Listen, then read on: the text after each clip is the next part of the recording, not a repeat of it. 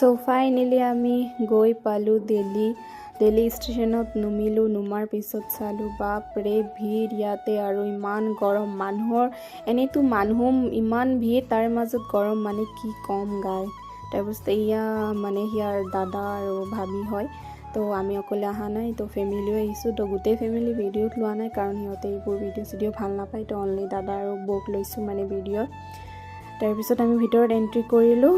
তাৰপিছত চাওক মোৰ অৱস্থা মানে ইমান বেয়া হৈ গৈছিলে, ক'লা পৰি গৈছিলোঁ চাগে দিনতে, এনেকুৱা লাগিছে মানে ইমানেই ৰ'দ আৰু গৰম মানে কি ক'ম। তো আমি আহি পালোঁ বাহিৰলৈ ওলাই কিনে। তো আজিৰ ভিডিঅ' এইখিনিয়ে। ভিডিঅ'টো ভাল লাগিলে লাইক কমেণ্ট শ্বেয়াৰ কৰি দিব এণ্ড ফ'ল' কৰি দিব। তো নেক্সট ভিডিঅ' লৈ কিনে আহিম তো ঘূৰাৰ। তো তাৰপিছত বৰষুণো দি দিছিল গাইজ। গৰম যিহেতু ইমান আছিল, তো বৰষুণ দিল, ভালেই লাগিল। তো বাই।